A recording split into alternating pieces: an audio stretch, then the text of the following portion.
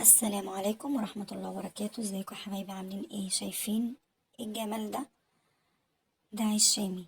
يلا نعمله مع بعض واقول لكم على المقادير بالظبط. بصوا، ليه لب من جوه وتقيل، وسندوتش كده محترم يتعمل من العيش ده. اولا بجيب كمية الدقيق اللي انا عايزاها. كده انا عندي كيلو دقيق وكيس خميرة. بحط طبعا المواد الجافة كلها مع بعضها، ومعلقة من صغيرة من الملح، ومعلقتين من السكر. ده العيش الشامي. طبعا هو بيبقى بيتعمل بالدقيق اللي هو الابيض، ما بيتحطلوش رده خالص، فعشان كده هو ده العيش الشامي. انما لو اتحط له رده يبقى عيش بلدي. كده احنا بنقلب الخميره مع الملح مع السكر مع الدقيق. هقول لكم خدت قد ايه. كوبايات من الميه الدافيه. خدت كوبايتين ونص. كيلو دقيق خد كوبايتين ونص بس من الميه الدافيه. نفضل نقلب بقى كده لغاية لما العجينة تتخدم معانا وتفك من ايدينا، ما تبقاش ماسكة في ايدينا وما تبقاش ماسكة في الطبق. دي الطريقة اللي احنا بنعجن بيها. اولا العجينة ما تبقاش ماسكة في ايدينا، تسيب من ايدينا، وما تبقاش ماسكة في الطبق، تبقى كتلة واحدة.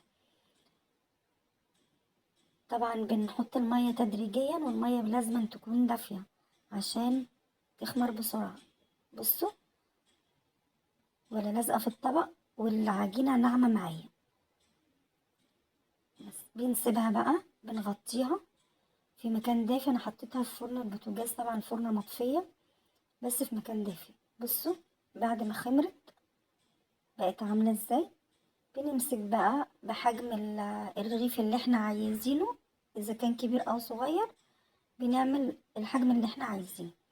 بنرش الصينية دقيق عشان العجينة ما تلزقش، وبنسيبها كمان نص ساعة ترتاح بعد ما قرصناها بالطريقة دي. وبنفرد بعد كده على صينية.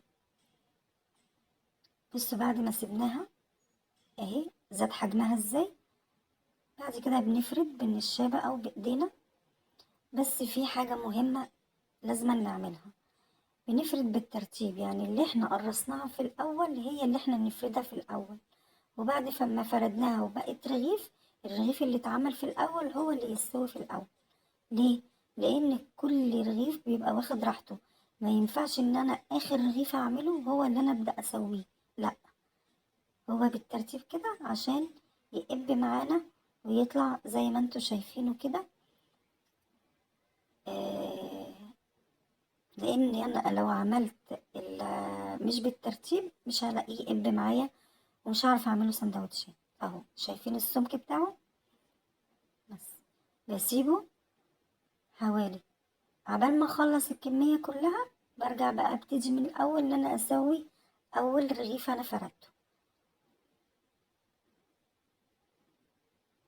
ان الشبه دي احلى من التانية اللي هي الطويلة. دي جميلة جدا حتى لو بإيد واحدة وانتي بتصوري بإيد بتقدري ان انتي تشتغلي بيها. بعد ما بنفرد كده وبنعمل السمك اللي احنا عايزينه، بسيبها ترتاح، وبدهن الوش بتاع الرغيف بالمية مع الفرشة كده. اهو شايفين انا خلصت الكمية كلها. باجي بقى على وش الرغيف بروح دهناه بالمية. طبعا بحط الطاسة اللي انا هسوي فيها على نار عالية الاول. مجرد ما بتسخن بروح مخليها على نار متوسطة عشان ما تبقاش باردة معايا الصينية او الطاسة ايا كان، او الجريل. بس كده بشيل الدقيق من عليه، وبجيب الفرشة وبدهنه مية. ليه المية؟ عشان وشه يبقى بيلمع. بس كده وبنبتدي التسوية معاه.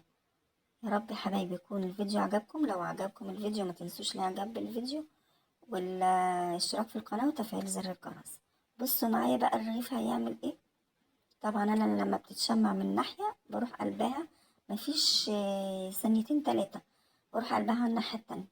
بصوا معايا وبدور الرغيف في قلب الطاسة. بصوا معايا بقى هيقب ازاي.